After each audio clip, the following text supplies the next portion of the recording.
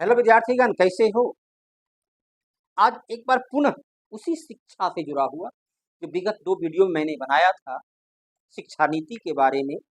आज उसी शिक्षा नीति का एक बार पुनः अगला कड़ी है जो परीक्षा के लिए काफ़ी महत्वपूर्ण ज्ञानवर्धक है और इससे जुड़ा हुआ प्रश्न बारंबार भिन्न-भिन्न एग्जाम में पूछा जाता है। सबसे पहली बार अब तक तो हमने देखा कि अंग्रेजों की शिक्षा नीति के बारे में बतलाया कि 1813 का चार्टर, एक्ट 33 का चार्टर, तो वहाँ तो अब तक शिक्षा के बारे में बतलाया गया था कि कब-कब सी कौन-कौन सी नीति आई, कोठारी आयोग, हंटर आयोग। तो आज जो है कुछ शिक्षण संस्थान के बारे में देखना है। बीते क्लास में हम लोगों ने आयोग देखा था, आज हम लोगों को शिक्षण संस्थान। सबसे पहली बार 1781 में अंग्रेजों के काल में जो पहली बार शैक्षणिक संस्थान स्थापित करने का प्रयास किया गया, तो 1781 में कलकत्ता मदरसा 1781 में कलकत्ता मदरसा के नाम से प्रथम शिक्षण संस्थान की स्थापना कौन किया? तो वारेन हेस्टिंग्स के द्वारा किया गया। अब प्रश्न उठता है कि वारेन हेस्टिंग्स को कलकत्ता मदरसा की क्या आवश्यकता पड़ गई? इसकी स्थापना को शिक्षा का विकास के उद्देश्य से नहीं किया था, बल्कि इसका स्थापना का उद्देश्य ये था कि क्योंकि अब तक भारत पर मुगलों का शासन था, मुगल की न्याय प्रणाली यहाँ पर काम कर रही थी। तो किस प्रकार से मुगल की न्याय प्रणाली, किस प्रकार का मुस्लिम लॉ, शरीयत कानून भारत में शासन व्यवस्था के संचालन में योगदान दे रहा था, ताकि अपने शासन प्रणाली में उस प्रकार के वह सामंजस्य स्थापित करने का प्रयास करे। तो इस्लामिक शरीयत कानून, इस्लामिक न्याय प्रक्रिया को एक लिपिबद्ध करने के लिए, उसकी पूरी जानकारी प्राप्त करने के लिए इसकी स्थापना की। इसके बाद लगभग ठीक 10 वर्ष के बाद 1791 बनारस संस्कृत कॉलेज की स्थापना, बनारस संस्कृत कॉलेज की स्थापना वारेन हेस्टिंग्स के बाद जो है जोनाथन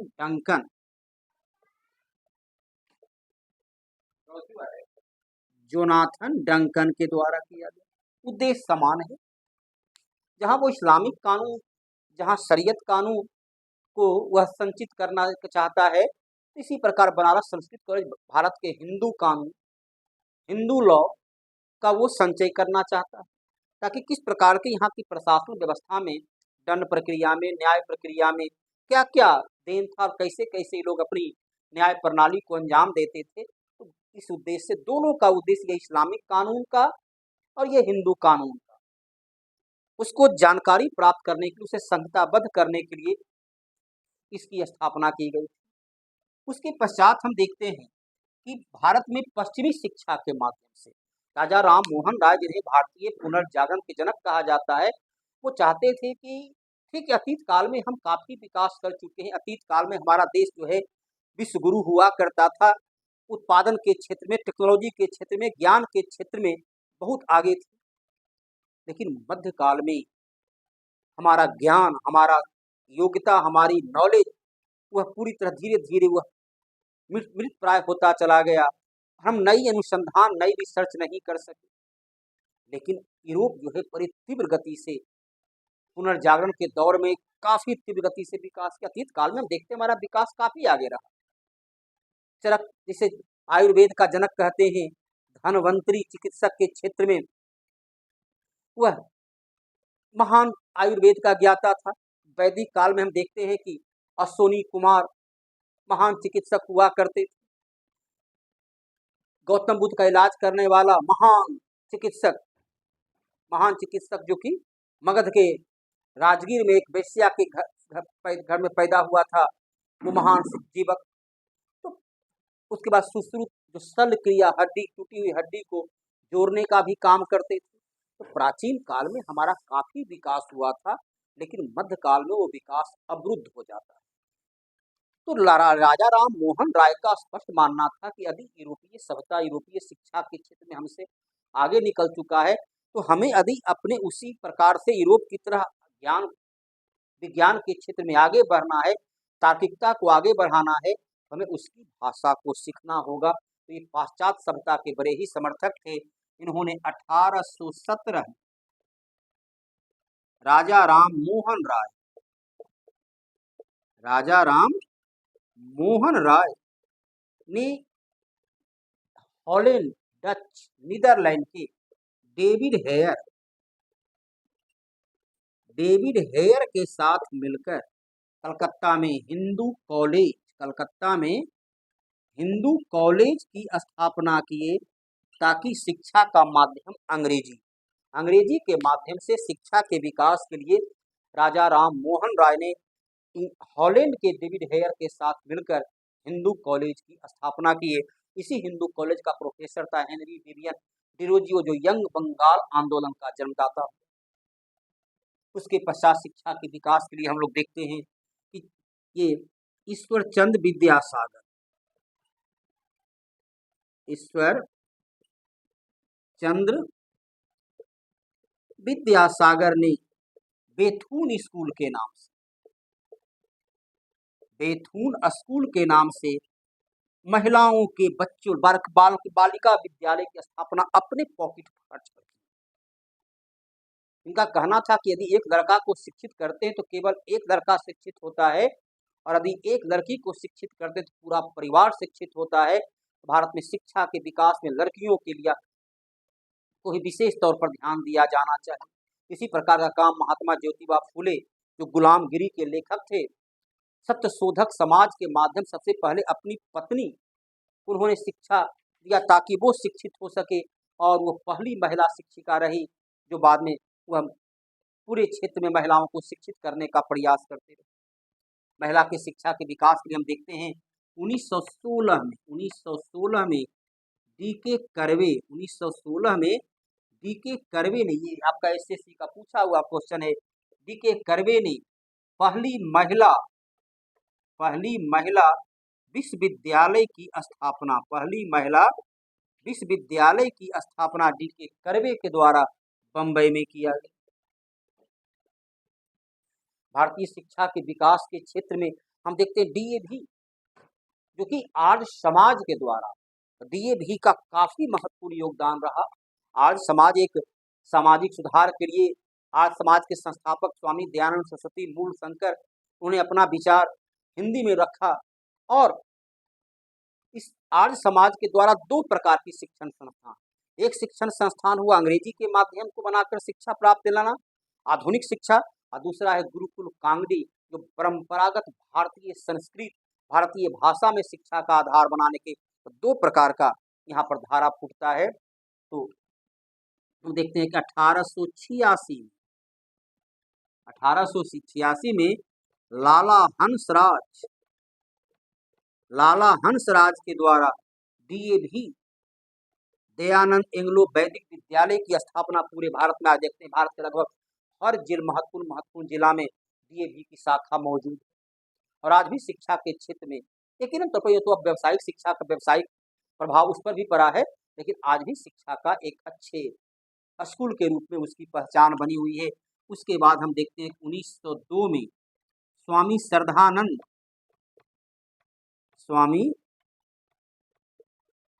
श्रद्धानंद के द्वारा गुरुकुल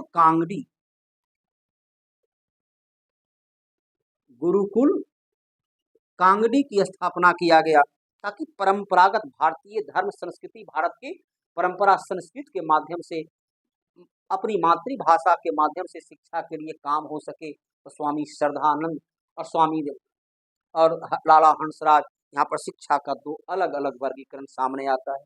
उसके पश्चात हम देखते हैं शिक्षा के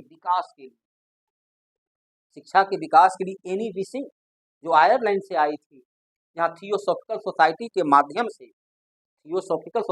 माध्यम से प्राचीन भारतीय धर्म संस्कृति को पुनर्स्थापित करने का लगातार प्रयास कर रही थी।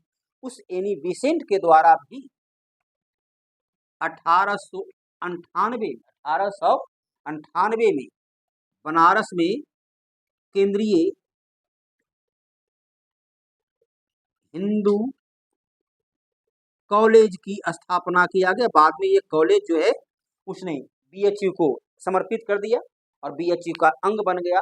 एनी बिसेंट ने केंद्रीय हिंदू कॉलेज की स्थापना भारतीय धर्म, भारतीय संस्कृति, भारतीय भाषा के माध्यम से लोगों को शिक्षा देने के लिए शिक्षा के क्षेत्र में इसी प्रकार कार्य करते हुए हम देखते हैं कि 1864 में सर सैयद अहमद खां, सर सैयद अहमद खां ने साइंटिफिक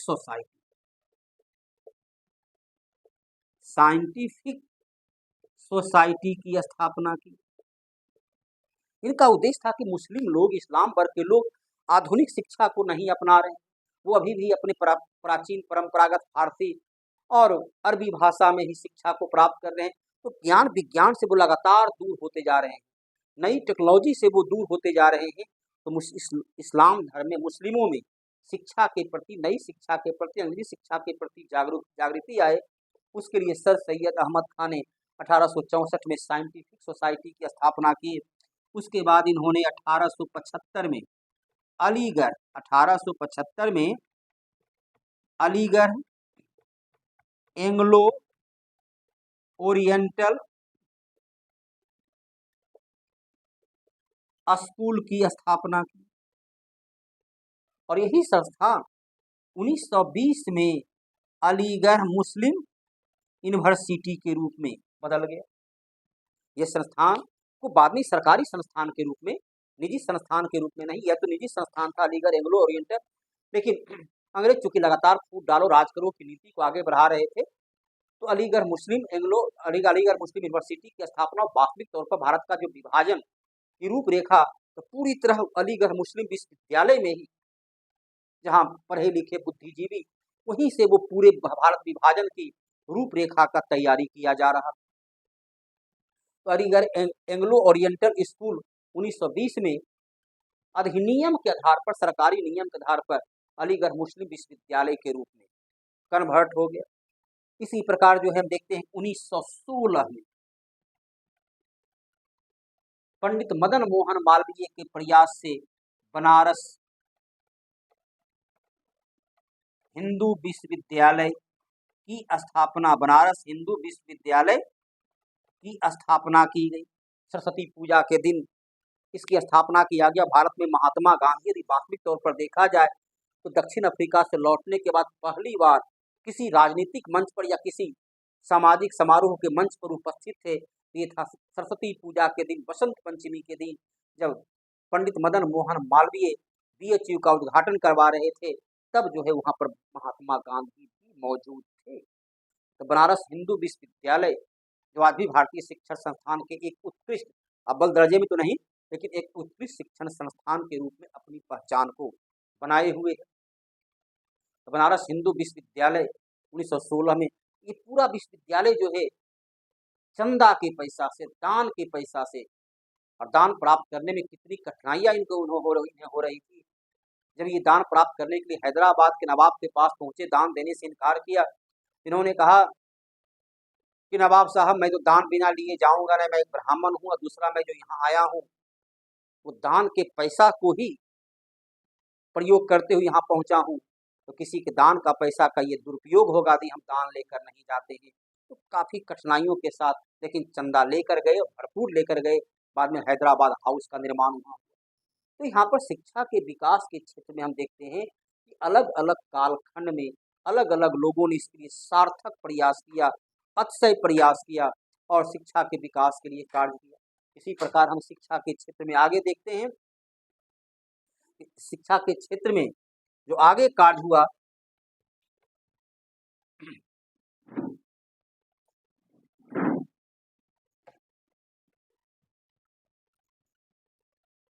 उस शिक्षा के क्षेत्र में आगे के कार्य में हम देखते हैं स्वतंत्र भारत में भी शिक्षा के विकास का तत्कालीन देश के प्रधानमंत्री जवाहरलाल नेहरू और उनके मंत्रिमंडल के सहयोगियों द्वारा शिक्षा के विकास के निरंतर प्रयास करते गए।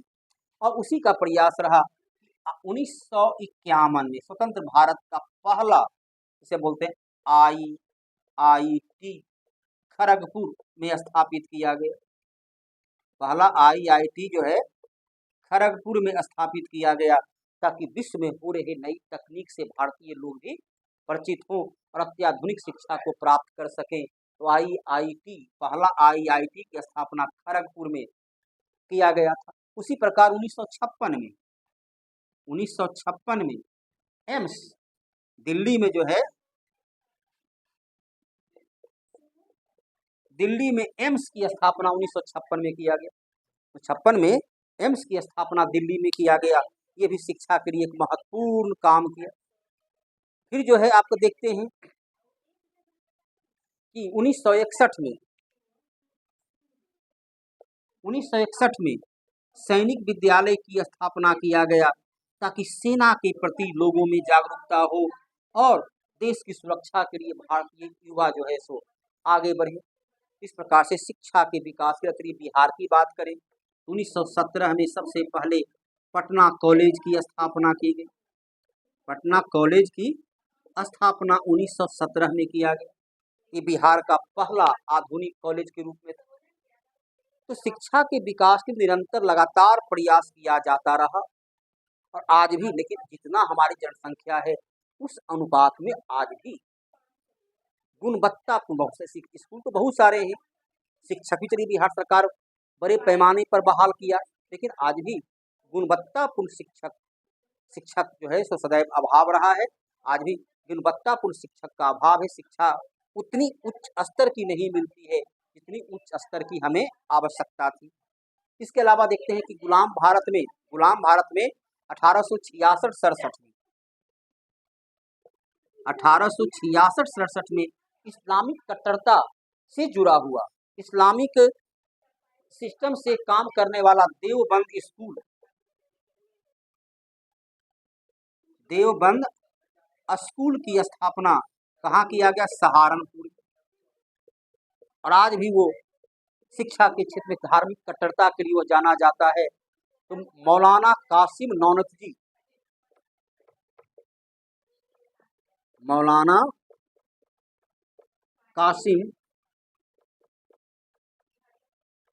नौनेत जी के द्वारा इसकी स्थापना किया गया। इसी स्कूल से पढ़कर आपके देश के पहला शिक्षा मंत्री मौलाना आजाद यहीं से पढ़कर निकले थे और राष्ट्रीय स्वतंत्रता संग्राम में उनकी महत्वपूर्ण योगदान रहा। देश के पहला शिक्षा मंत्री बने।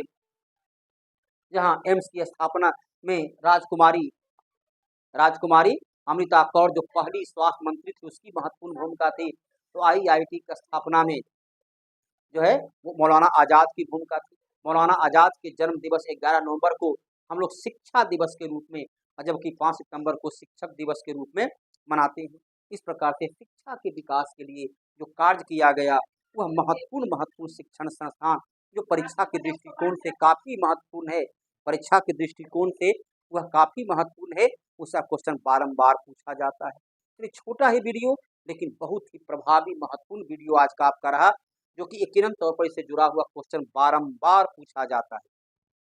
चलिए, यदि आपको वीडियो बेहतर लगे, यदि लगे ज्ञानवर्धक है, परीक्षा उपयोगी है, इसे लाइक करना, शेयर करना और सब्सक्राइब करना ना भूलें। लेकिन उसके लिए आपको पूरा वीडियो देखना होगा, जो आप देखना पसंद नहीं करते, क्योंकि रील के जमाना में बस चाहते हैं कि फटाफट रील देखें। इसलिए पूरा वीडियो देखो, शेयर करो।